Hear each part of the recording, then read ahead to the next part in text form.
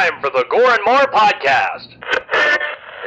Gonna have a good time. Gonna have a good time. Yeah, we're gonna have a good time. We're going on now. A ball break, walking hand in hand in the moonlight. We'll be the sweet soul there. I swear we'll never part. We're going on now. A ball break, running in the sand, feeling alright. And what's up, everybody, and welcome to the Gore N More podcast. This is your host with the motherfucking most, TJ Bowser, and joining me is your Dark Lord of Knowledge, Chad Chrisman. What's up? And Big Johnny D. What's going on, Gorehounds? And the killing machine himself, Bobby Amone. What's going on, guys? So today is June 1st, 2020, and we got a killer episode for you today with Amityville II The Possession. But first, it's time for your favorite part of the episode. Maybe not, hopefully not, the Slice of Life! Big Johnny D, what'd you do? Well, sir, as you know, we took our time and recorded our 6th episode of Wake and Bake yesterday. Yeah. So if you haven't checked it out, go check that shit out. It's on our D-Bag page. And audio will be coming out soon enough. Other than that, been back to work, so woohoo! Mm-hmm. It's a good feeling. Yep, that's right. Now I'm back on a normal adult schedule. So my games have diminished. Still getting them in there though. Played a little bit of MK Aftermath today after watching this amazing movie, which I just honestly cannot wait to sink my teeth into. That's a different type of tone. Yeah. Dude, yeah. And I plan on tomorrow finally making it up to our beloved sponsor, Lance. I plan on watching Lost Boys when I get home tomorrow. Goddamn. Hell yeah. Just in case he bops in today and decides to fucking shit on me again. But no, man, other than that, just watching the world burn, kind of like the rest of us. Yes. And head spinning, but opinions are like dicks. It's cool to have one. I'll keep mine to myself. But Chad, how have you been, my brother? I've been well, thank you. Today is actually my Sunday. I had excellent. Of last week's 3-day weekend. We had to work Saturday, so they gave us Monday off instead. So Saturday was work, and then we had the weekend off. Aside from that, not much is going on. I built a nice little playhouse for the kids. Awesome. It Beautiful. took about 3 hours to put together, but they love it. It's nice wooden. It's made out of cedar, so it's nothing expensive. But it has like a nice little cool little dog house on the side for the dog. The kids love it. So yeah, it's simple. Oh yeah, dude. Yeah, it's something they can call their own little clubhouse. And I beat God of War over the weekend. Nice. I can say I understand why you didn't want to spoil the ending for me. You knew I wanted to play it. You didn't spoil the ending. Is it tasty? It is. Oh, I like that. It's so good, dude. It's so good, and I cannot wait for the next one on PS5, dude. So do you want me to spoil it? Since you guys, did anybody else hear that? No, they can't hear, but we can. Okay. What's that? No, we have in-studio noises you guys can't hear. Don't worry about That's a good thing. We're cool with that. Shout out to Dan, Brody, Mickey. What's up, guys? What's up, gentlemen and ladies? The ending when they said that his mother was a giant, so he's part giant, and they say, who he really is. I was like, wait, what? Yeah. Dude, he is and obviously taking the name at sake, you can't think Marvel Universe when taking in. No, because this is based on the old correct Norse mythology where Odin was a complete asshole. Right. Total douchebag. So yeah, it was a. So I mean, I feel like we could say it, dude. It's been kind of out for long enough. You know what I mean? Yeah, it turns out, TJ. So throughout the game, Kratos and his son are going to take the son's mother, his wife, the ashes to the top of the mountain. Okay. The tallest mountain. So they find out that actually the tallest mountain that she wanted buried on is in the realm of the giants in Jotunheim. So they have to, figure out a way to get there. So by the time they get there, they find, just as they go to reach the summit of the mountain, that their whole life story has been chronicled and written on the walls. And it turns out that the boy's mother was a giant. So half giant and half god. And he says to his father, as they're coming back down the mountain, that it was revealed on the wall that his mother wrote his name, which she presented to the half giants. Oh, okay. He's Loki. No shit. The boy's Loki. Yep. Dude, Dope. that was such like a fucking like just neck tingling moment, dude. Like that whole like I was just like, like, like what? Oh my god, dude! Like, and that whole like when you and I hope it kind of still goes into the next one, but like you see Loki's life story already, and potentially he's supposed to kill Kratos because like there's a whole fitting theme of like every god kills his own father, and they're just like, well, we're not going to do like that, but it's essentially already written, so it'd be really, yeah, dude. Like I'm so fucking stoked for the next one, dude. Hype City. It's gonna be good. You know, Thor's gonna show up and fix the major. Ooh, Bro, the dudes in these ones were just ridiculous. That first fight alone. Baldur was fucking badass. Fucking right, man. Holy shit. Oh, so good, dude. we are all shared up. We are gay. But yeah, so like I said, Fucking I finished that. I titties. started Assassin's Creed 4 Black Flag, Nice. which is pretty fun. I love the Assassin's Creed games, so Yarg. Yarg. Then aside from that, oh, and today we went to Arby's for lunch. Oh, what'd you get? Just a regular roast beef. Mm. But that's the first time we actually got to sit down at a restaurant in like 3 months. Yeah. No shit. Yeah, Was it nice? that was nice. It was really nice. Did you get the meats? I did. Plenty of meat, you know. Plenty. Got the meats. Plenty of meats here. Oh, have you Shapes and sizes and ever got the special sandwich at Arby's where it has literally all the meats on one Meat sandwich? Mountain, I think it's called. No.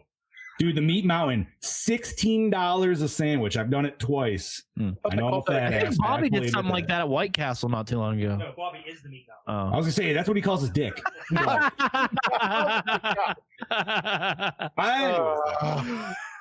You got your hiking gear, honey, for what? Because you're climbing Meat Mountain.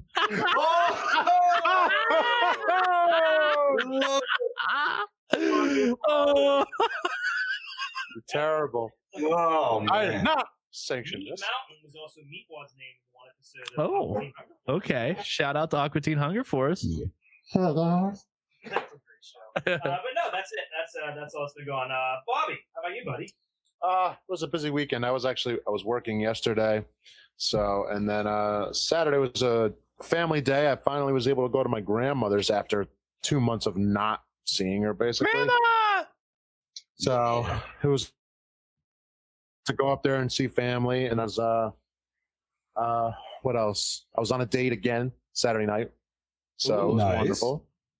I'm liking it. And So it's all good, which is this wonderful. the third day, right? And then, This is Oh, the wait, third, this right? is date number 3. That means Johnny went out. yeah. Oh, Yeah. did he put out this time? Nice. You know it. Hey, Only for Listen, man, John. I'm a 2-date man. I don't need to wait till number 3. he I know. parted the deep cheeks and let him off the high dive. I mean, That's right. I told Bobby to put his hands behind his backs and I'll do the work. Johnny took care of me. That's right. It was good. And then put him in perfect diving stance then. take me to Crystal Lake, why don't you, Johnny? Oh, fuck. But this week will be cosplay work on Jason and a few other things. And that's really about it. Been quiet but busy. TJ, what about you, boss? Hey guys, so let me tell you about my week. So my week was fun filled as usual. Chad, I do have a Leatherface mask over there if you want to get that and take a look at it on air over there in the box. I'm making you get up, and you know you want to look at the mask just as much as anybody else. So Chad will be right back, guys. I just has to travel a couple feet. But other than that, I did a couple podcasts here, a couple podcasts there. Today I cleaned the house and then I cleaned up the studio a little bit. Got a new plant in studio, and it looks fucking ferntastic. Yeah. Have you named it yet? So updated the website a little bit. Got this awesome new mouse pad that has a built-in wireless charger. It's going to make things really fucking cool. Everybody seems to think it's pretty cool. $5 at Walmart today. Fucking steal. Nice. Smoked up some beef ribs and a rack of sirloin rib, like a sirloin roast. Did that for 7 hours. Are we waiting for the reveal? Yeah, pull that bitch out. Michael Abadi Studios sent me a Texas Chainsaw 3D mask. Here we go. Ooh. Oh, look. Oh, nice, dude. And not That's only that, nice. Look at what a That's nice nice. thing it's displayed on. Look at that. Oh, Yeah. that is great, Now, eh? Chad, you can attest to the hair. The synthetic hair is the best. I mean, It feels so disgusting. I know, right? That's a good review right there. When it's just like, ugh. You could feel the creeped outness in Chad's voice. Now that is painted to the basement scene, as you can tell by the mouth, he just got done eating. So you got the red shirt and everything lined up? Yeah, Hoffman actually has that over in Memphis right now. He's dirtying Awesome. clothes up. I actually found myself a nice thick red flannel shirt, which I will be doing cover art Leatherface rather than basement. And the only reason I'm doing that, for anybody who wants to know, is that basement Leatherface has a specific shirt on that is different than the one in the cover art. It has a specific pattern, which is really hard to find, and you have to get it specially made. So in order to subvert the cost, and my quote was $275, but fuck, I'm not taking the time to make that. Was what the guy said. So my only option was to go and look and see what else was used in the film. So fuck the film. I went with promotional materials. So on the cover art for Texas Chainsaw 3D, he was wearing a red flannel rather than that special textured one. So I went with that. And then I found a Dickies has a dress pant line. Well, they have a high-waisted one, which fits the whole Leatherface because he has like 70s clothes on in that. So if I just get myself a nice ascot, I'll be ready to go. Ooh. By the way, since we're talking about So in other words, it's safe to say this mask here got its Red Wings. since we're talking about shirts, TJ, show off that sweet shirt. Yes. you're So I think it's Michael over at Gutter Garbs. Fuck yeah. That's wonderful. One of the most confusing movies ever. This shirt is awesome. I also got a couple other shirts, including a shirt from Slaughter High, Chopping Mall, The Return of the Living Dead 2 and 3. I also have my new Elvira button up, which I will be debuting on a future episode, and my new hat, which is like I can't remember who the fuck. We were just talking about it before the show. He called it his dad hat. My dad hat. But they said, but the dad hat, it's a black hat and it says More Brains on it, and then it has the company's name written in Japanese on the back. It's really neat. But they had a half off sale. Their button ups are like $55, and you can pick them up for $25.50. And I was like, "Fuck!" Oh shit! Nice. Yeah, Damn right. Oh yeah, dude. Yeah, I'll have to do that. Show you. But you guys need to go on there too if you guys want to pay way too much money for a button up shirt. They have some really cool ones with licenses. But the only fucking reason I would ever buy anything is if there was a sale from there. Chad, I didn't tell Chad, and he got mad at first, and then I kind of explained to him that they only had Elvira and Rambo on sale. Yeah. So unless you like big-titted women on your shirt, of course, I'm going to wear that. Yeah, so... Hell yeah, dude. Be obscene. See, now you just said big titted women on shirts, and all I can think of is the old school Big Johnson shirts, dude. 'Cause I used to have a bunch of those. Wow, that's a very Right? That's a fuck. Wow. Chad, put that sexy mouth closer to your mic, buddy. There you go. Oh, sorry, the mic moved when I got it. Sorry. Yes. Oh, you're fine. Better? Yes, much. But yes, that was a throwback there. I know. Yeah, well, I think we're ready to go on the episode. I would say it's time. Okay, guys. So this week's movie is Amityville II The Possession, not the Amityville Horror. Chad will get into that a little bit later. I just want to say, when I looked it up on IMDb, show notes and everything, I actually had to put in Amityville 2. I put in Amityville Horror 2, nothing came up. Yes. Really? Yes, it makes searching for it extremely difficult. Yeah. Interesting. So, directed by Damiano Damiani. Yeah, holy fuck. Bobby, how do you say that? Yeah, no, you said it right. Damiano Damiani. Okay. Written by Tommy Lee Wallace. What? Oh, and Dardano Sacchetti. Produced by Ira N. Smith and Stephen Grenwalt, starring James Olsen as Frank Absky, Burt Young as Anthony Montelli. I'm not going to say the last name from here on out. Rotanya Alda as Dolores, Jack Manger as Sonny, Diane Franklin as Patricia, Brett Katz as Mark, Erica Katz as Janice, real life brother and sister there, Andrew Prine as Father Tom, Leonardo Cimino as Chancellor, Moses Gunn as Detective Turner, music by Lalo Schrifford? Yeah. Cinematography by Franco Giacomo. Giacomo. Franco Giacomo, you just said it. Giacomo. Edited by Sam Osteen. There you go, Sam Osteen. Pictures. Released September 24th, 1982. Runtime of 102 minutes. Budget of $5 million. Grossed $12.5 million. Let me. Well, it was an increase. So it was a success. Yeah, you know, they made their money back. Mm-hmm. It was. Trailer time. Chad. There we go. Yeah. The night, February 5th, 1976, George and Kathleen Lutz and their 3 children fled their home in Amityville, New York, and never returned. For them, the horror was over. Their living nightmare shocked audiences around the world in the Amityville Horror. But before them, another family lived in this house and were caught by the original evil. The Lutzes escaped with their lives, but the previous owners weren't so lucky. Look at it! Oh, hours! Heavenly Father, bless our new home and watch over us as we become a part of For this. the Montelli family, it He's was their so dream pissed. house until it turned into a nightmare. Who's there?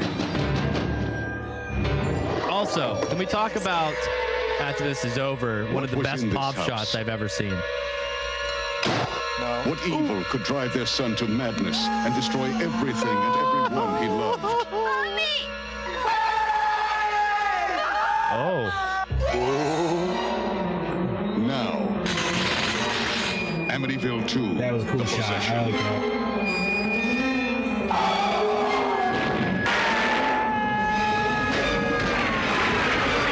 Are we gonna show it? Yes. I don't know.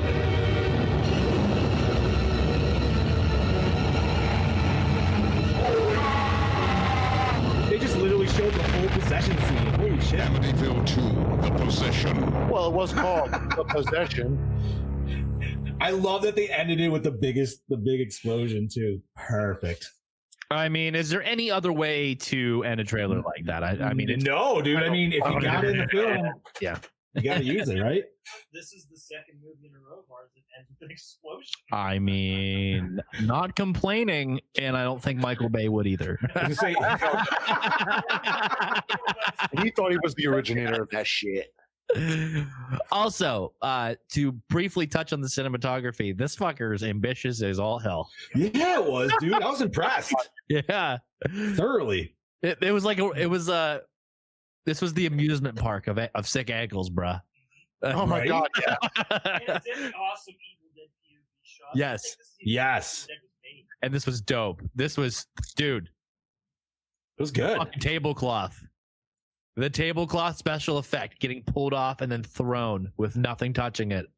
That was very. Oh, it was just so well done. Everything. Oh, okay, guys. Prosthetics there. Let's get to the rundown first. Did we have any DKB? Is Brody comment on here? See if we give him a call. Yep. He was earlier in the he Okay. said hello. So, Chad, let's get the plot rundown. All right, let's get the plot rundown going. Eager to start afresh, the unsuspecting couple of Anthony and Dolores Montelli, along with their 4 children, move into their dream house in Amityville. Ooh. However, right from the very first night, strange paranormal experiences shatter the Montelli's fantasy as the restless spirits of the dead in the new home's dark secrets open the unfathomable black portal of hell Now the family's older son, Sonny, has become the perfect vessel of destruction as the invisible demonic forces claim his father. Claim his soul. Damn it! Can Father Frank Adamski claim the infernal Amityville house? And will your dark lord of knowledge learn how to speak properly? Only time Stay tuned will next tell, time. listeners. Stay tuned next time on Dragon Ball Z. Two filler episodes later, Goku has learned to drive the car. Yeah! Folded his pants. Oh my god, I'm And- so glad you brought that car driving episode up, dude. It's such a random fucking one, dude.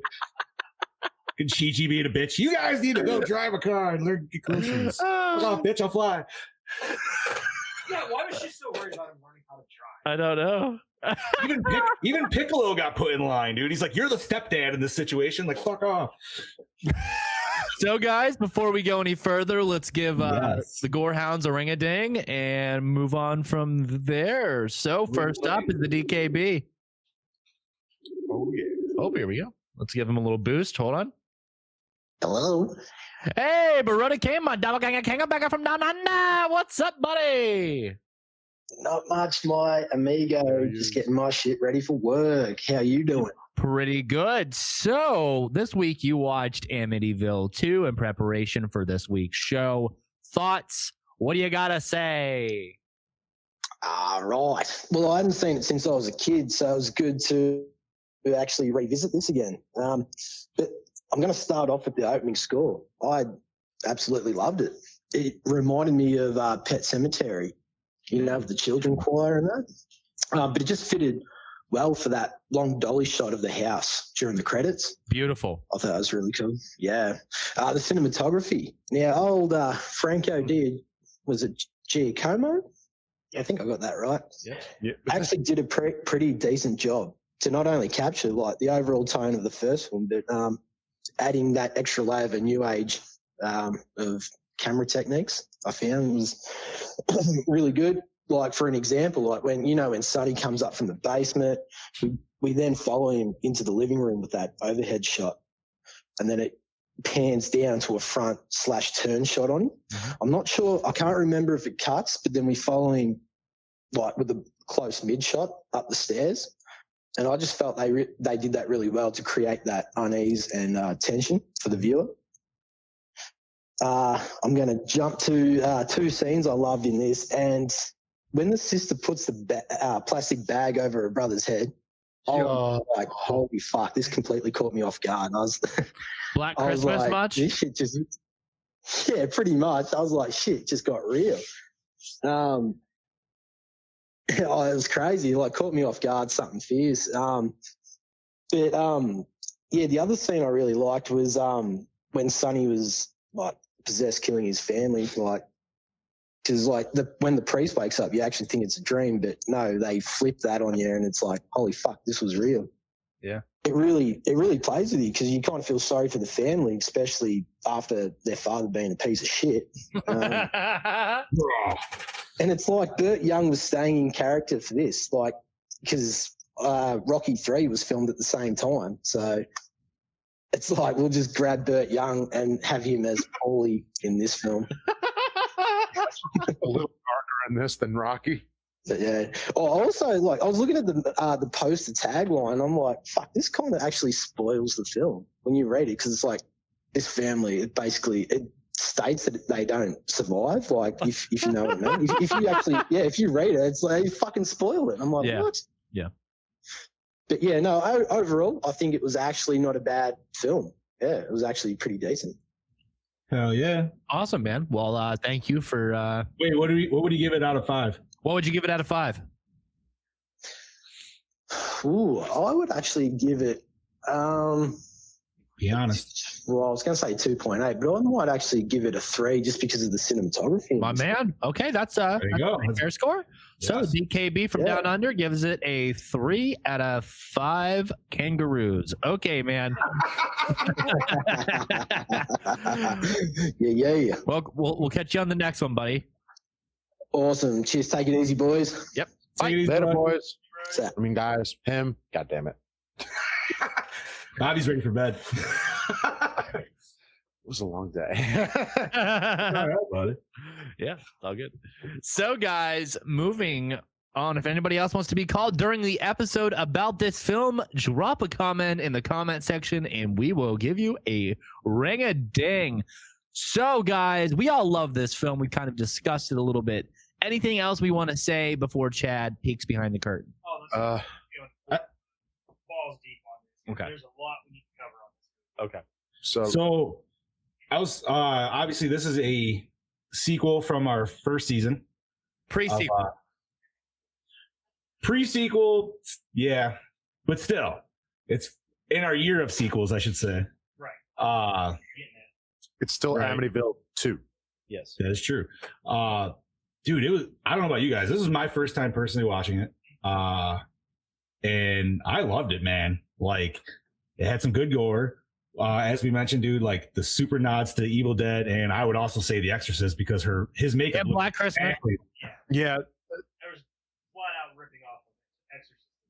there were. Yeah, dude, the makeup was like legit exact, dude. Especially like the creep around scenes and stuff, and almost even when they were kind of fucking with the father, and it like went back to the sister in the corner, and she's like, "Oh, you know, you were thinking about fucking me, yeah." Oh my god, She was done with super 80s horror too, dude. so many Like, references. This movie took it to the next level with the sheer amount of Pornhub material. I mean, incest material bro. that's on here. Oh, let's get Oh my- into this. Yes, Right. all right, Okay. Bobby, All right. this is Hold good. on.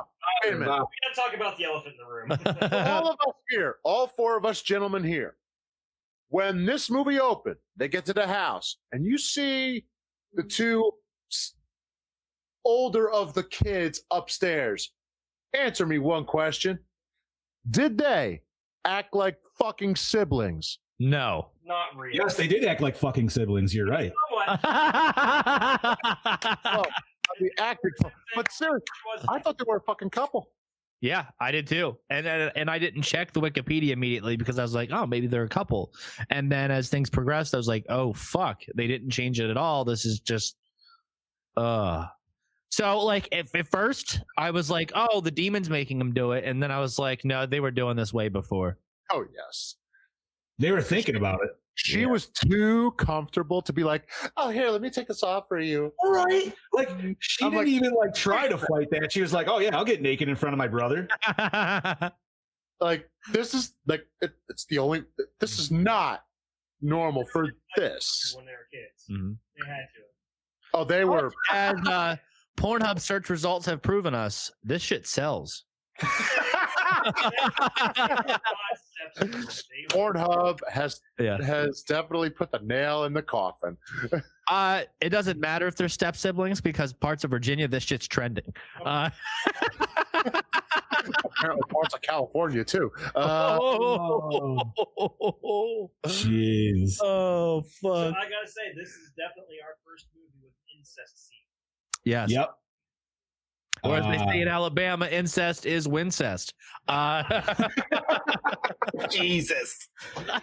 Dude, this movie was, this has to be the most uncomfortable movie we've watched so far. Because watching Oh, yeah. Burt Young slap his entire family around. Thank you, man. If that shit doesn't boil your blood, dude, like, For a little Italian man, dude, I swear to God, that pissed me off. I was like, oh, you're fucking Dude, it was intense. yeah, it was, man. Like, But in real life, he's a sweetheart. Like, he is a sweetheart of a man.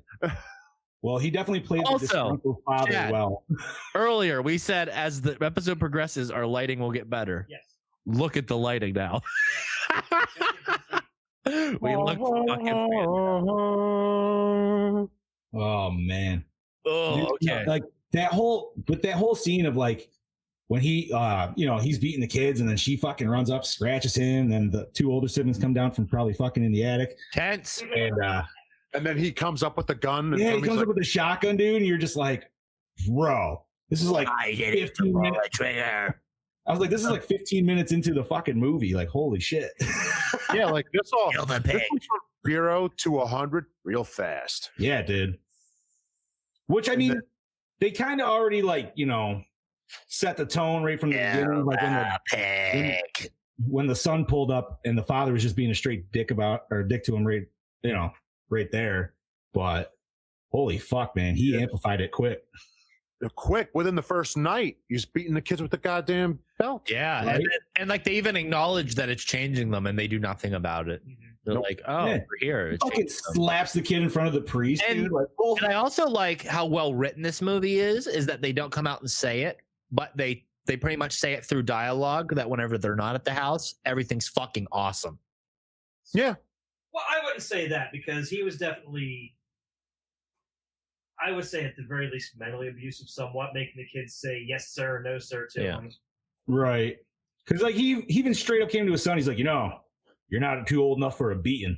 Yeah. And he's like, yeah, I know. And it's like, oh shit. So he already fucking probably beats his son still. Like, Still. I don't know, man. He just played the abusive So I'm dad saying this very family well. was fucked up already, and then Pretty much. amplified, and this pushed them over the edge.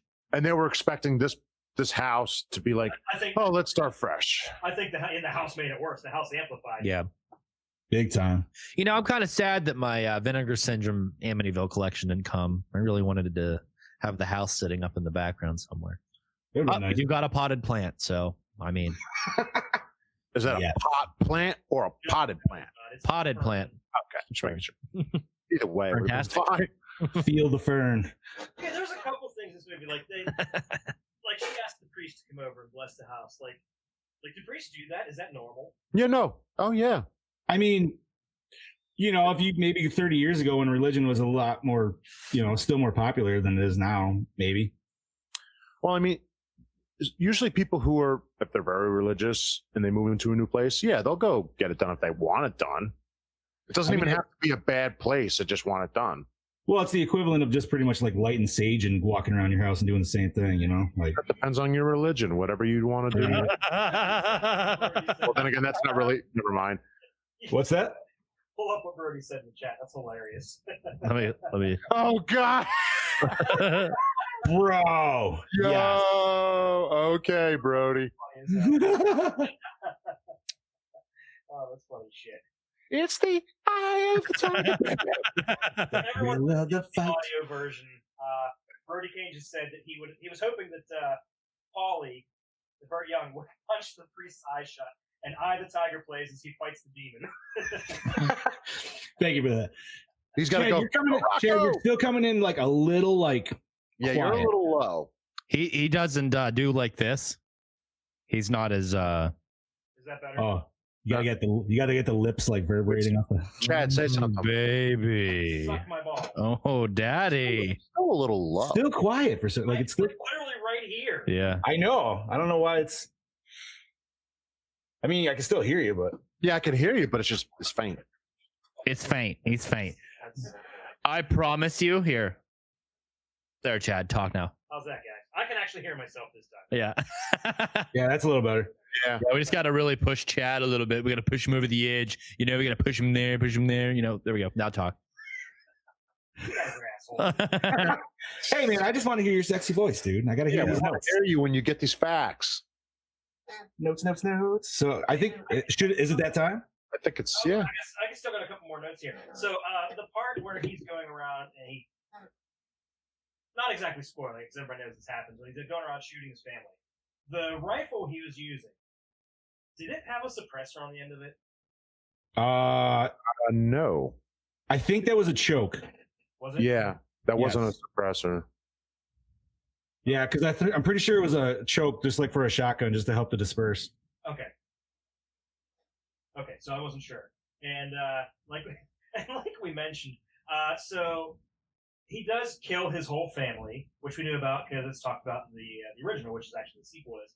Mhm. And there's still 30 fucking minutes left. Of the I thought the movie was, Right. oh, sweet. I looked like there's 35 minutes left. What the Yeah. hell? What else is there to do? Yeah. You took the biggest like part of the movie, and you're like, we're gonna put it right in the middle. Yeah. It's so bizarre. Because they never talked about a possession in the first movie now, or the second movie, because this is a prequel. They don't talk about a possession or a priest who was possessed or died. None of that actually ever happened. I'm pretty sure That was made up. he ever actually said he was possessed by a demon. He just heard voices telling him. Right.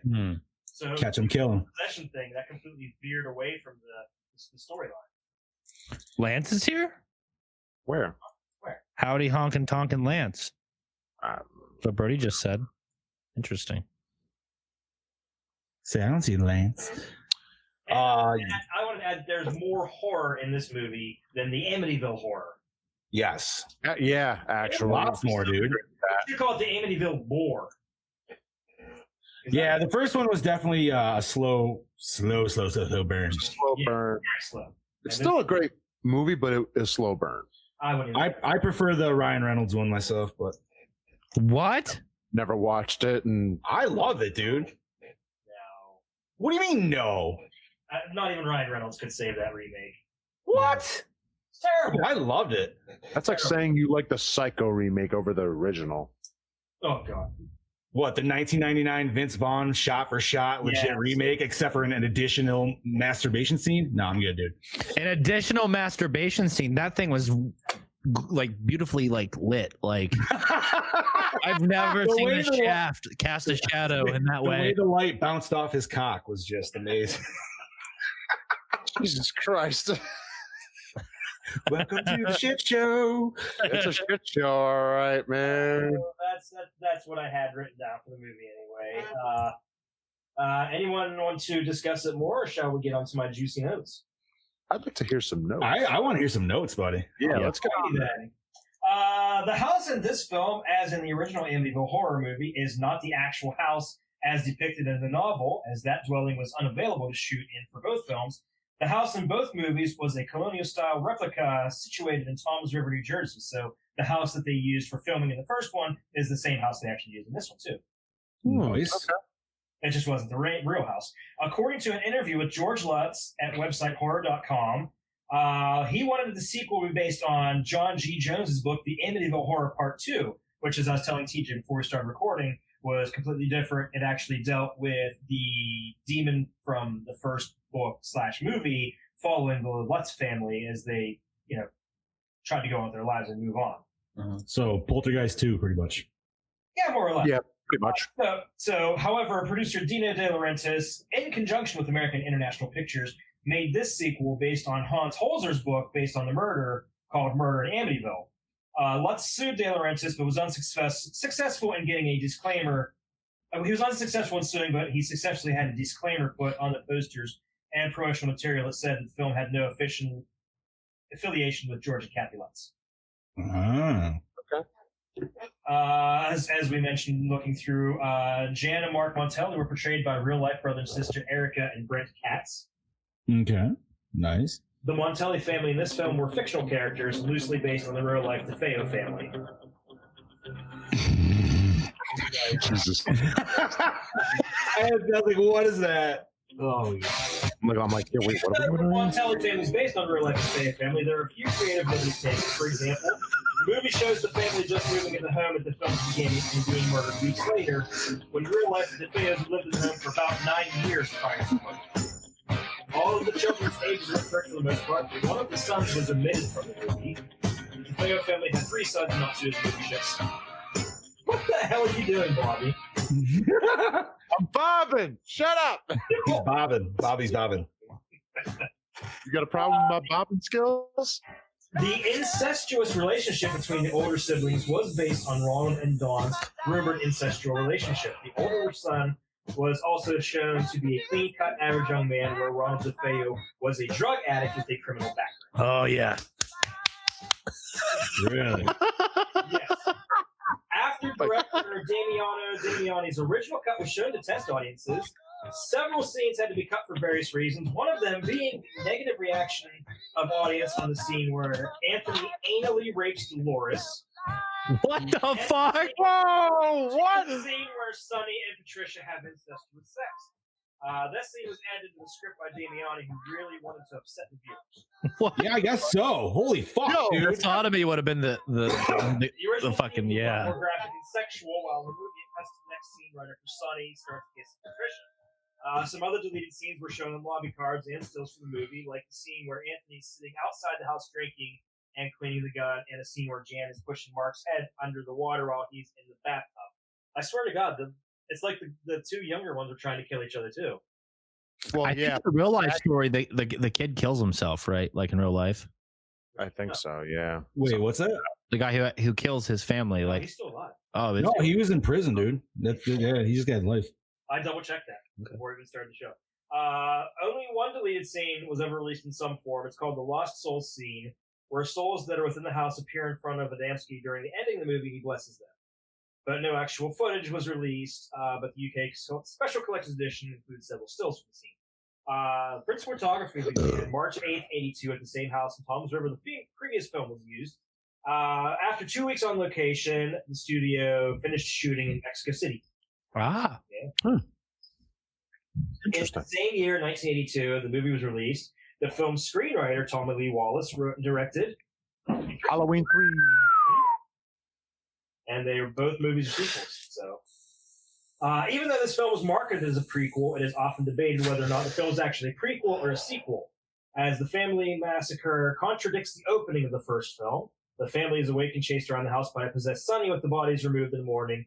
When it is well known, the family was murdered in their sleep with the bodies removed in the middle of the night. Yes, I did notice that too. Yeah. The events of the first film and George and Kathy Lutz are also mentioned in the film's tagline as having been preceded by this film, despite being full of elements that are clearly from the 80s, such as the Walkman, the 70s, the presence of 1980 82 cars, televisions, etc.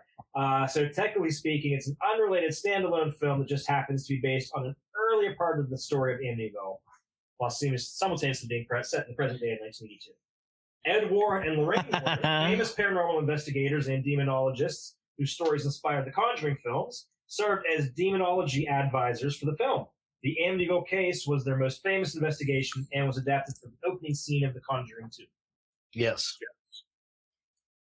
When Father Adamski is blessing Dolores' room, she asks him to bless her bed as well. As he prepares to bless it, Dolores screams when she sees blood on the floor. As she's screaming, an extremely quick scene appears of a man standing in a very dark room. Oh. The scene can really only be seen in a frame-by-frame shot. So, Yo, her screaming was holy fuck, dude. Yeah, seriously. That was some hamming up screaming right there. Oh, shit. blood coming out of the faucet at the beginning of the movie. She's like, whatever. Yeah, like, wait a minute. I'm surprised that wasn't a question. Like, how you were just like, goes back to water. Really? Stress from driving, I guess. In an interview, screenwriter Dardano Sacchetti described Amityville 2 as a missed opportunity. The project originally had no connection with Amityville horror at all. He was working on a film called The Ogre with producer Dino De Laurentiis in London, and it's a horror movie about an ogre terrorizing a family. We'll get back to that later. Prolific author Colin Wilson was brought on to collaborate on the script. Then Dino De Laurentiis contacted Damien Andamimani to direct The Ogre, which Dardano felt was a mistake. He disliked the script for The Ogre and told Dardano that he would convince Dino to change his mind to make another movie instead. So Dardano did so much that he demolished The Ogre, and so the project was shelved. So he quit doing this movie called The Ogre for this. Then he broke off his relationship with Dino De Laurentiis, and I'm going to resume it a year later to shoot this movie. Okay, so the Ogre movie, we know about that? Do you know about that? That was actually brought into the demons. Yes. Demons 3, The Ogre. Yes. So it didn't bring the light, but it has no connection to demons whatsoever, aside from just the name. Interesting. And the image that the haunted paintbrushes paint on the bedroom wall is that of the demonic pig Jody that was seen in the previous film. Ah. Okay. All right. Yes, we. Thank you, Alyssa. That's all I have for behind the scenes stuff. There is probably more going through different interviews and stuff that I just did not pursue. That's fair, man. I don't like fair enough. Interviews. I did cut a lot of stuff out behind the scenes because there was a lot of people talking about quotes from the movie. I don't want to hear about their recollections of filming. I want the actual cold hard facts. Not just the cold hard facts. We do real journalism here, people. That's right. Damn it. He had to crawl through a mile of shit to get to behind those scenes facts. Well, anything with Amityville, whether it's the first or second or third fucking one, yeah, it's gonna be a lot. I'm super hyped to watch these, especially the TV ones. The TV, oh yeah, dude. Yeah, these are gonna be fucking good. How many comes in that box set? I wonder. 4. Yeah. I wonder how many. Like, if you actually just look up all movies with Amityville in the title, though. I wonder how they actually come. Well, there's 8 movies in the franchise, kinda, and then total. I don't even want to think about it. I was gonna say there's probably a ton of fucking ripoff ones. Fun fact: my grandmother, my late grandmother, grew up a block from the house. Yes. Oh, yeah. I just want to say what's up to my buddy Alyssa, who just checked in and said, first time watching. Bunch of nerds. Yes. Yes, we are. I'm Big time. I'm going to harass you at work tomorrow, Woody. Awesome. Yeah. You pulling a Woody? Ooh. Uh-oh. So. Check your snap, Mr. Bowser. Oh, shit. Can it be made public, Brody? What's that? If Brody's listening, can you make it public, Brody? Taking a big ass shit. Taking a big ass shit. God damn it, we need our fucking soundboard back.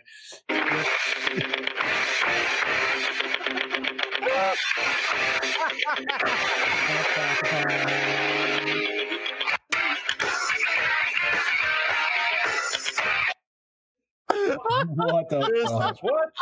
Today. Yes.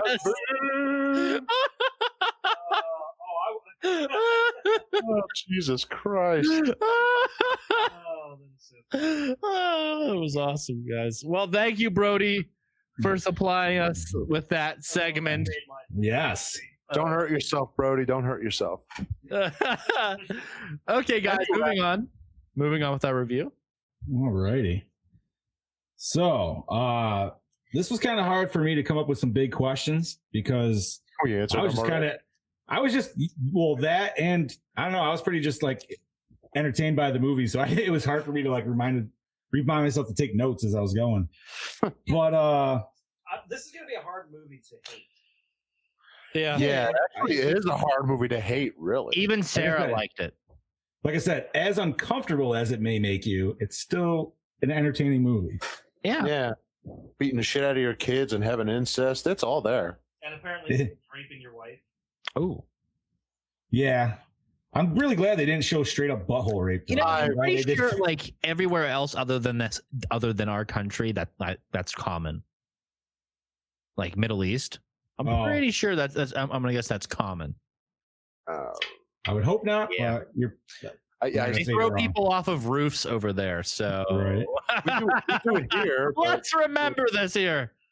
So when he was getting possessed, the gun just kind of floats away. Where the fuck did it end up going? Because it just was like floating there, and then it did that sweet like pan shot up his back, and then he turned around. Also, is that spare room a portal to hell? I think that's what that was supposed to be. That was? I had no idea.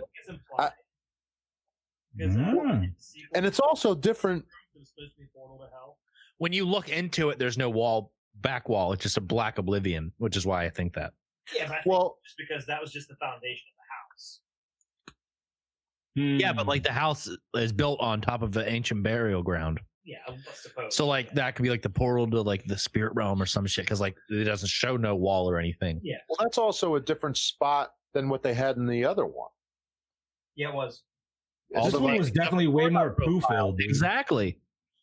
Like I felt bad for that first guy who went in there, man, because he literally just got poo dropped on him. Like, and we never heard if he had any problems. Also, nobody's gonna mention the stand on the fucking door.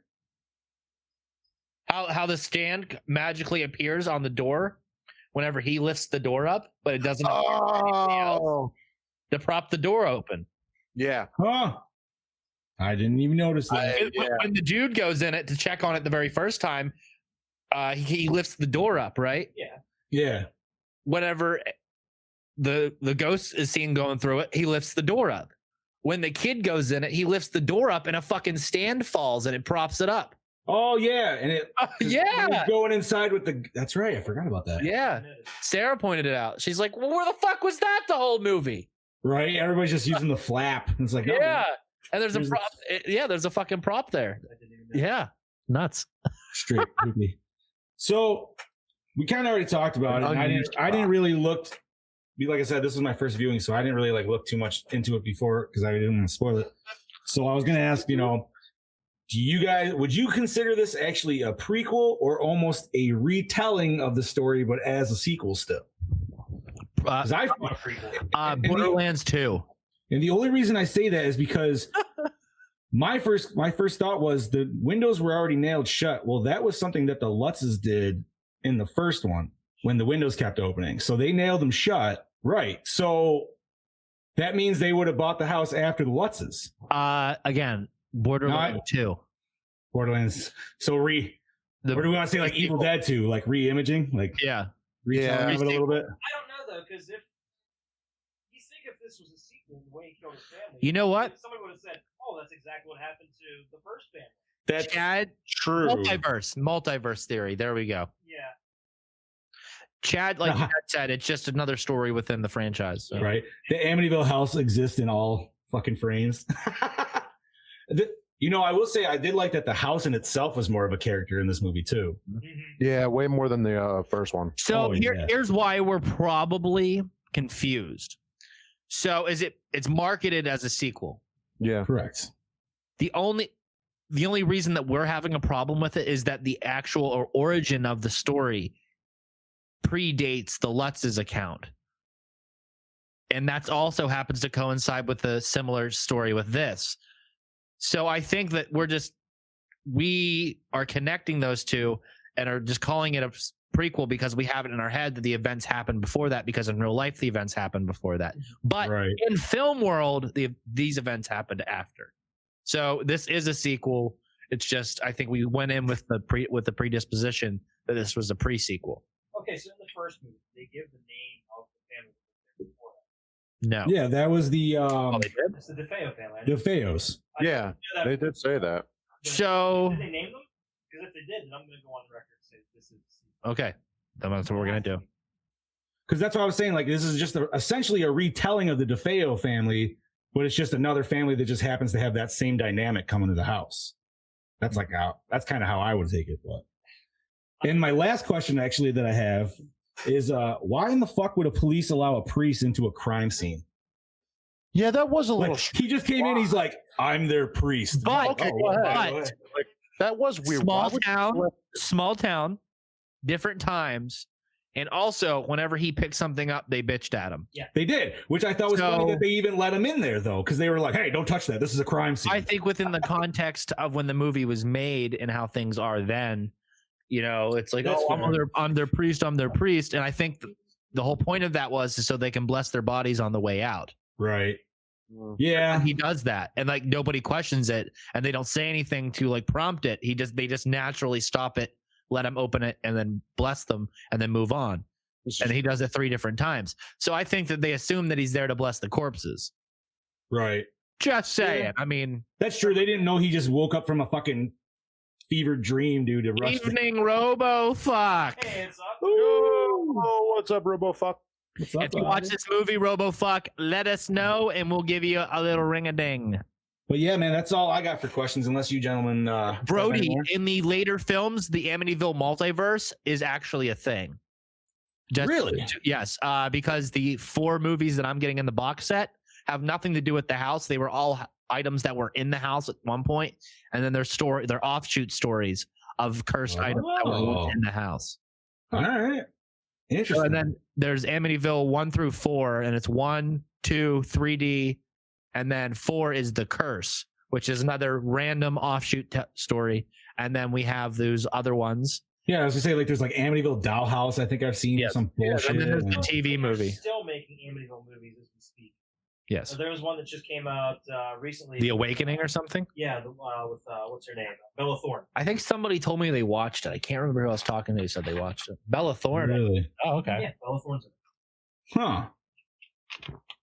Man, that would be a hell of a thing. Like if we reviewed all the Amityvilles, we'd have to do like a couple of them in one episode. Oh god, yeah. That'd be a total mind fuck of a series to watch, because it goes all over the place. Well, guess what? It's in the list. So well, the first 4 are at least. Doesn't mean again. John and I had this discussion. Sidebar time. It's been a while. We have the time. John and I had this discussion yesterday about potentially doing paywall stuff.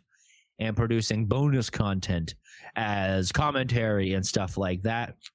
So what if we were able to do shorter reviews for these movies that we'll probably never get to, and then put them behind in a Patreon or something, and then have the Patreon dump into the same account that we dump into the donations. Yeah. I'm definitely not opposed to that. I'm not. For one, that would help Chad with his I have more patrons than you thing that he would love to say. So, and then it would also help us with donating that. So, because definitely he's going to do that now. See, we don't have to prove anything to anyone, but we want to. That's almost as funny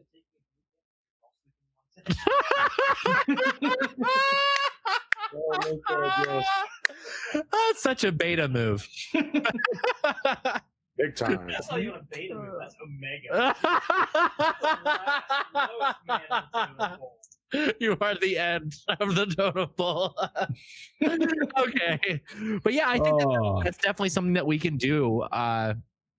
As it is super easy for us to produce content, and even if they were just in a capacity of audio only, and we were able to bang them out in a half hour, and we were to come up with some sort of shortened version of the show notes, without the slice of life, and we kind of just get into it, I think that would be something really cool. And then on top of that, doing let's plays with our me versus John on Power Rangers, or doing co-op on stuff. I think that would be awesome as well.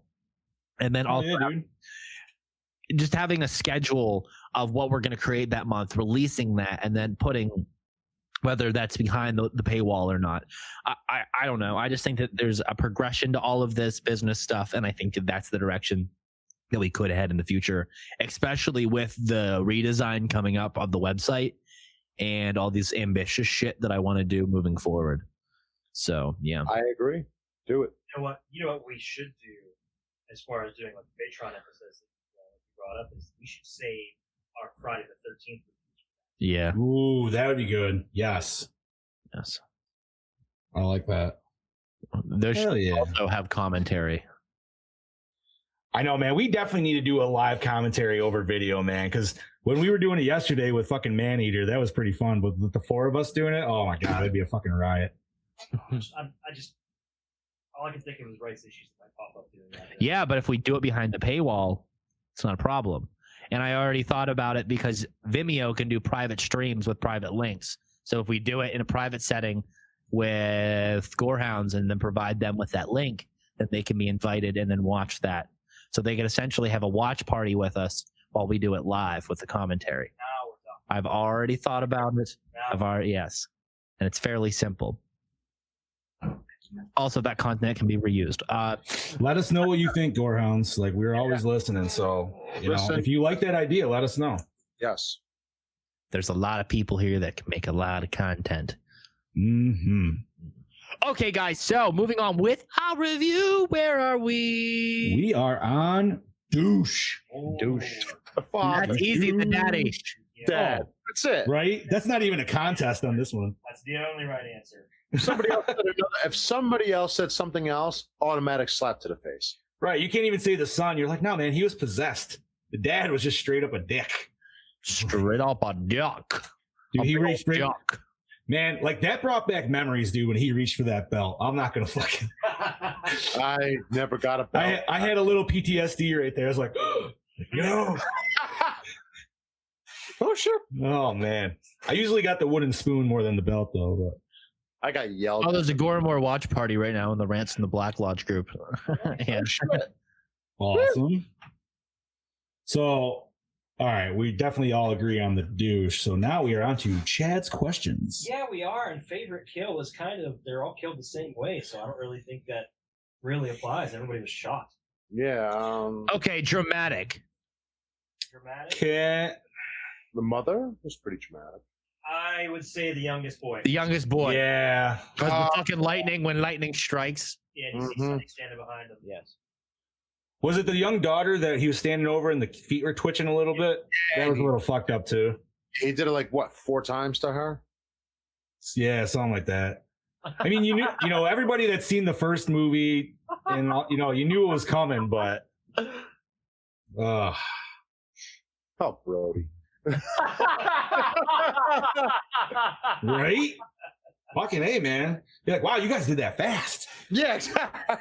It's like, Holy shit. But I'll ground yeah. you, but that's it. Kill wise, they're pretty much they all happen in the same fucking scene, and they're all pretty much the same style kills. So Yeah, essentially.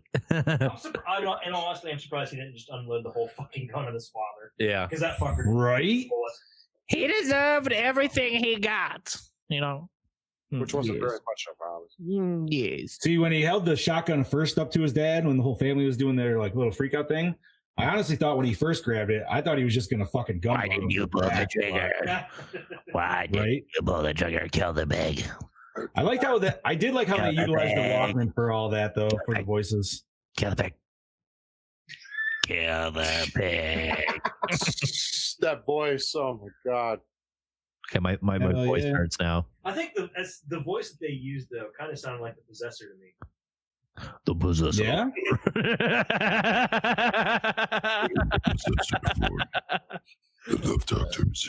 Yo, super small sidebar, and I know this is gonna super upset TJ and Chad, but guess what popped up after suggested watches after I watched this movie? Oh, what?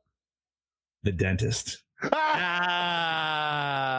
got to do the second one soon, don't we? No. Oh god. Chad took that shit straight off. Oh. I flat out vetoed that movie. Brace yourself. Like the tagline. Oh, well, what's the tagline? I don't even know. I thought it was brace yourself. Oh, is it? Sorry. That's awesome. So, best scene, gentlemen. Best scene. Okay, possession. Boom. I'm gonna say it because everything fucking explodes after he gets possessed. An excellent use of the air bladders on the skin too. I love that. Yes. Yeah, that was cool. Yeah. I would have to agree with the TJ on that. I mean, the whole movie was really good, but like that was just like the complete chaos where it just started to really unravel. So yeah. The special effect of his body reacting to the possession was pretty dope. It was like his entire stomach cavity was cramping. Right. It looks to me like that fucking demon using him as a trampoline. Right. I think it was just the way the camera was used. What kept going? It worked out perfect. I think if somebody explained it to us, I think that what they were going for. But I just think, like Chad said, the way that we see it now is it looks like a trampoline. Mm-hmm. I'm gonna have to. I did like that scene, but I'm actually gonna have to go with the exorcism towards the end, dude. I actually enjoyed that whole scene. Oh, he fucking the whole ending from where the priest enters the house on. Yes, because that whole especially when he starts mutating more, dude, and his neck's opening up and pulsating and shit, and his skin starts fucking cracking. I just loved that shit, dude. It was awesome. Fucking face just completely peels back, and you see the demon. Yeah, dude. That's pretty badass.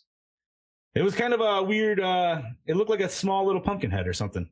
Yeah, kind of. Super smooth. Small little pumpkin head. Small little pumpkin head. Yeah, I gotta look and see when Pumpkinhead 2 is on our list. I can't wait for that. Oh, that is such a. I think that's fall time, isn't it? Oh, is it? Oh yeah, and that might be hard for us to find. So I don't know. Uh-oh. We'll find it. That might be one we might have to just take off the schedule. Well, we'll see. Let's hope not. Yeah. I'll look and see if I can find it available anywhere. But yeah. But that's something I'll figure out later on. Right. So, gentlemen, did the opening scene hook you in? Yes. The opening scene was just them going into the house. I was gonna say the opening scene was just them pulling up the driveway and showing up to the house. So I don't know if it really pulled me in. Oh shit, we're gonna watch this? Yes. I understand you. You want to dominate like your bishops and more. I can give it to you, Adamski. Sonny, if you can hear me, resist the unclean spirit. Will it to leave your body. You've decided to do this on your own, without the support of the church. You are disobeying the church. Now you are alone, Adamski. For all you audio-only listeners, we are watching the scene in which we were talking about the head splitting. This is to show the video This is the showdown. Yes. This is the show. Spirit, This is like Clint Eastwood rolling into town. depart. Oh, dude, what is that? High Plains Drifter where he's a preacher? Here we go. This is the money shot, guys. Flee, Yep. evil spirit. That's like advanced doggy I style. command you. In the name of God. In the name of God. In the name of God. Dude, look back. There we go. That is some straight Evil Dead one. Oh, yeah. That's that noise you make after you take a nice dump. Fucking love that neck split, dude. Dude, that is. Oh, yeah. Ooh, that's cool.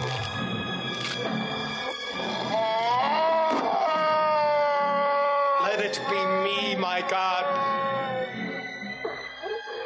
Not him. Boy, he's brave. Let it be me. Right? I'd be like, fuck you, he could take it. Self-sacrifice. Let it be me.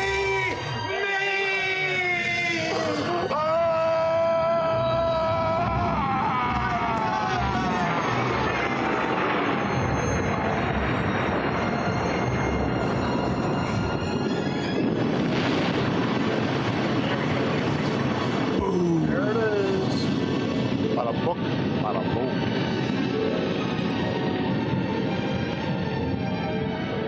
There was no need for the explosion, but it was so good. Oh my god, he's back to normal. Shit. And spending the rest of his life in prison. Yeah, right?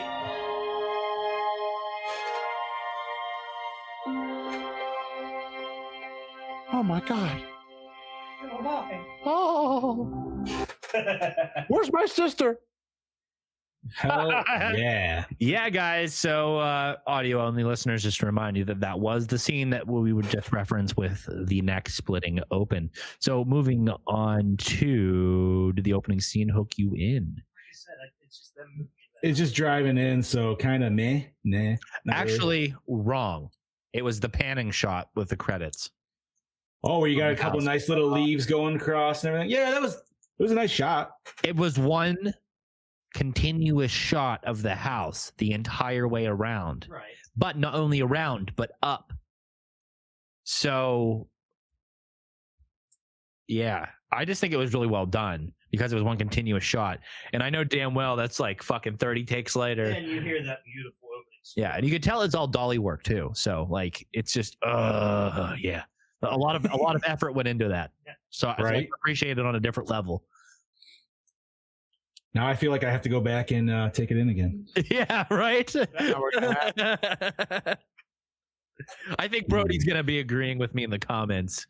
No, I mean you're right, dude. Because that was a nice. Because I was even wondering, I was like, oh man, they actually get those leaves in the because nice, when like, it comes blow down to past it, and it's everything. not about the possession. It's not about the demons. It's about the fucking house. You know, the entire franchise from here on out revolves around the fucking house, not the family. Right. So the fact that the opening scene focuses around the house sets you in the mood. Okay, this is an Amityville house.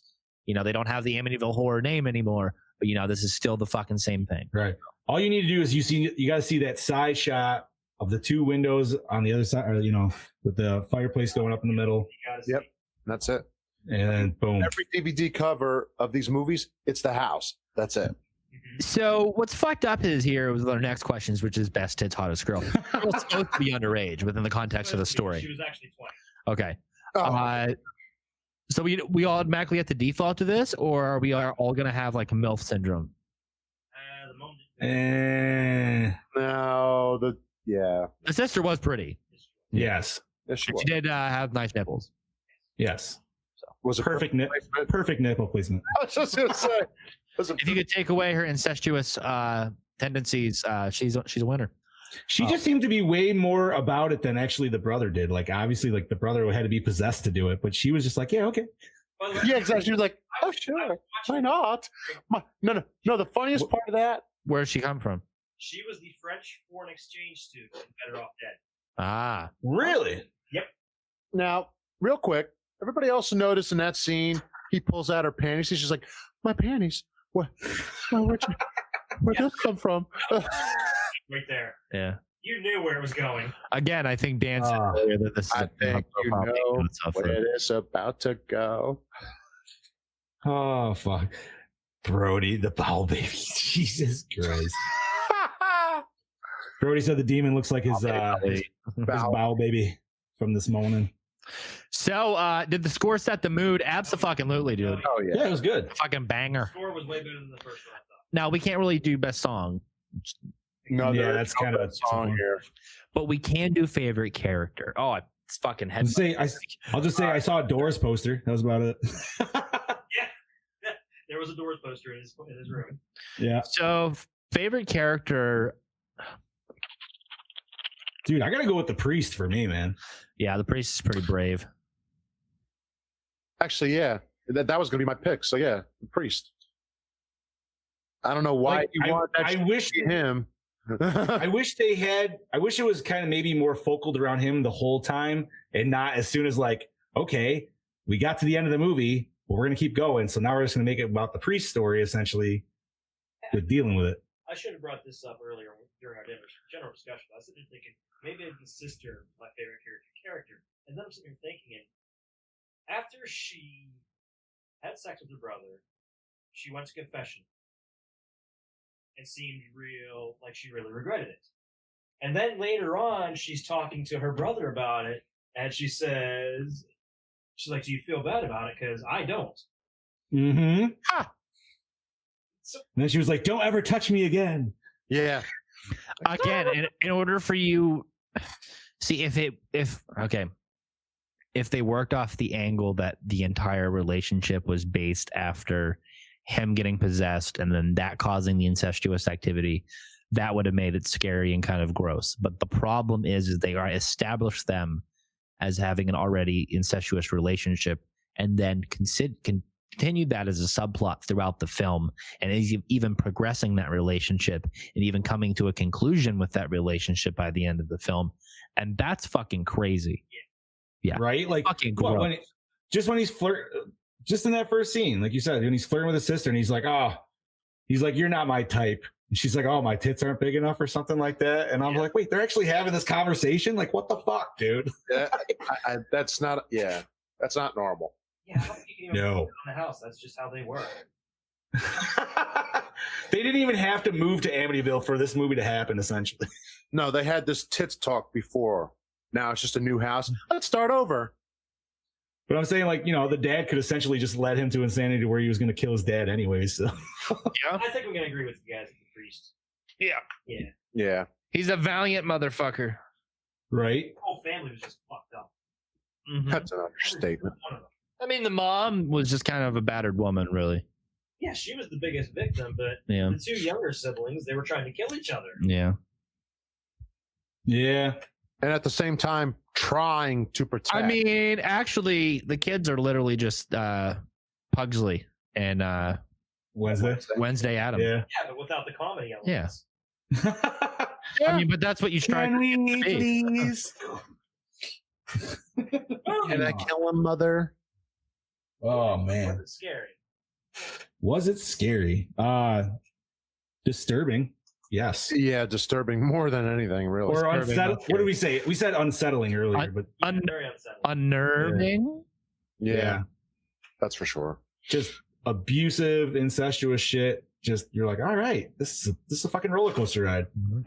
And it started literally the minute it started. There was no. Yeah. There was there was a whole 10 minutes of, 15 minutes in, boom, gone, taken off. Mm-hmm. Yeah. Okay, guys. So, does it hold up? Yeah. Actually, I think it does. Yeah, I agree. I think Better than the original. Yes, much better. Much better. I love the original, but this one was just a little bit more. I thought the acting on this was good. Like very it's much like Hellraiser 2 to Hellraiser 1. Fair enough. Yeah. But I don't think Hellraiser 1's that fucking garbage though compared to like what Amityville 1 is. Yeah, I just did not enjoy the first Amityville. Yeah, it's just trash. That's fair. It felt like I was watching a TV. And basically right. It kind of was.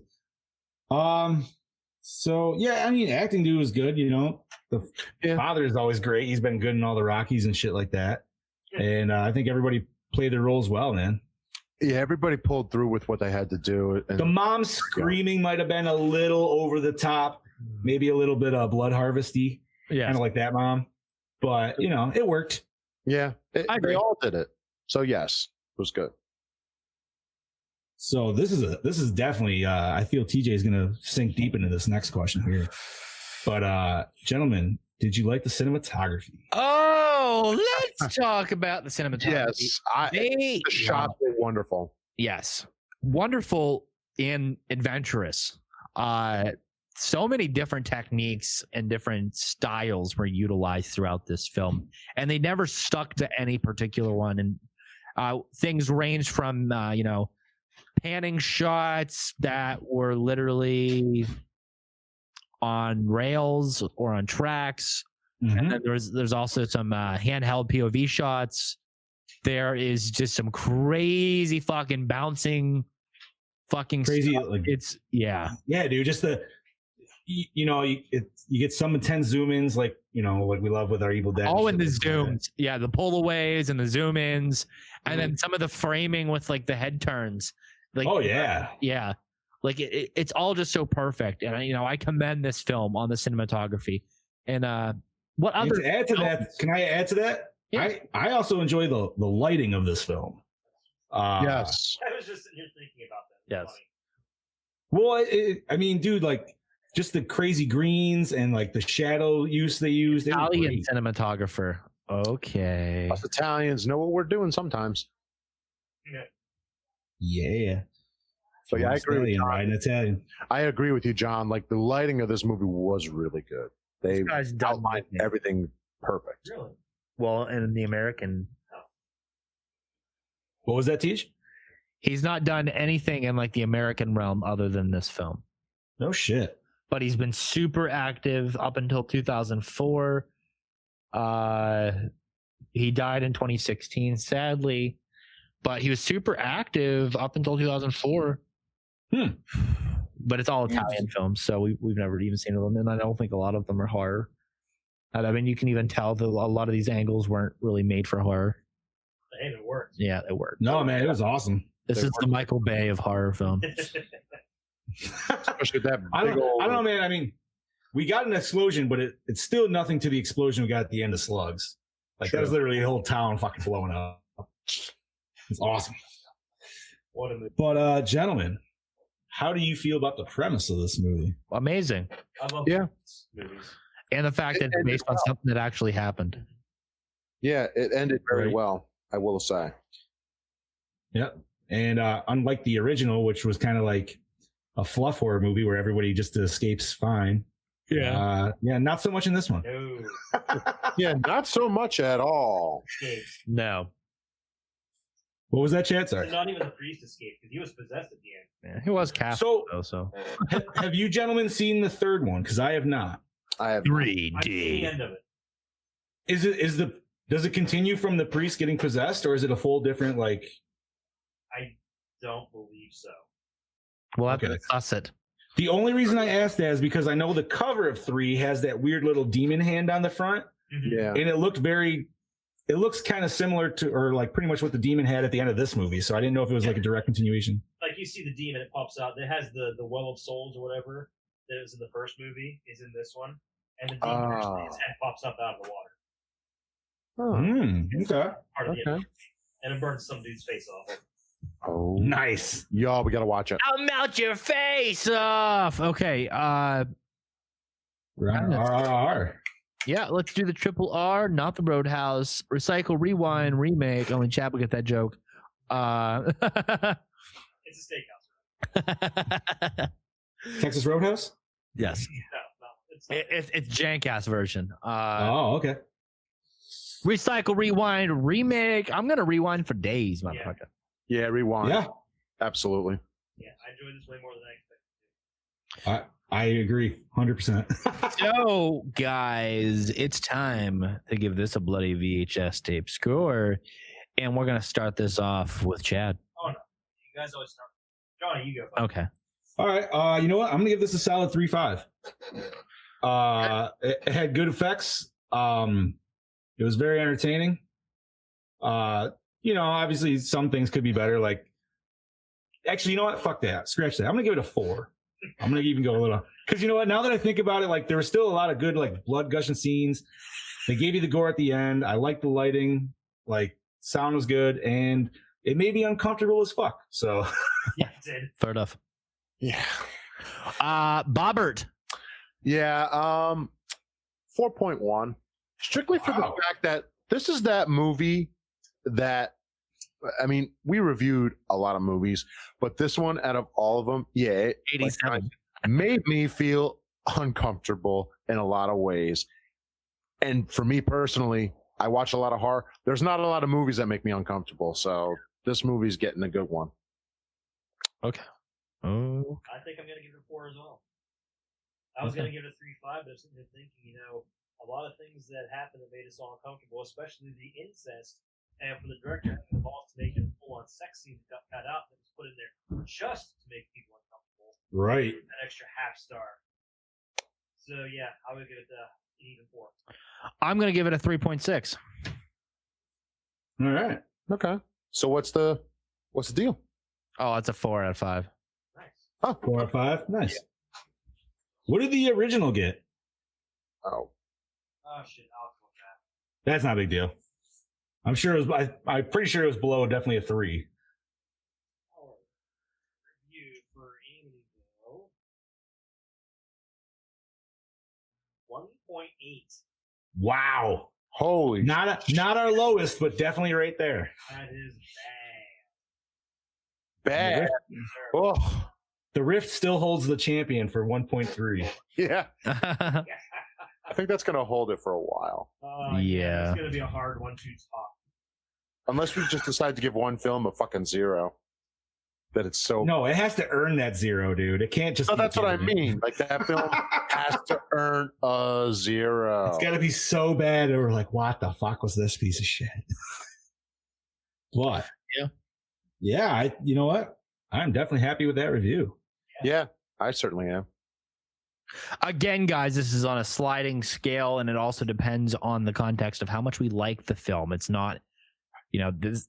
I'm sure this varies tremendously. Oh yeah, just remember, this film has 11% on I think Rotten Tomatoes. So. It did, but I think it had a 5 out of 10 on IMDb, if I'm not mistaken. So it's halfway there, folks. Halfway there. Yeah, right. It's such an interesting. So what's next week? Next week is Big Johnny's pick. Behind the rise of Leslie Vernon. Okay, so we're gonna break the fourth wall next week. We are. Okay. Yeah, we are. This will be a first time watch for me. Really? Yeah. I love turtles. I only keep pets that I can eat.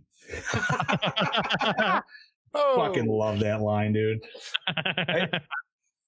This is one I actually told the wife that we were watching, and she enjoys it too. So I couldn't get her to watch this one just because of the timing, but she's like, we definitely need to watch that together because we haven't watched it in like a few years. So I feel like my wife would probably enjoy it as well. It's a good little slasher, dude. I like it. The ending's fucked. I love it. I'm sad we never got the sequel. Like it's real. It's real, right?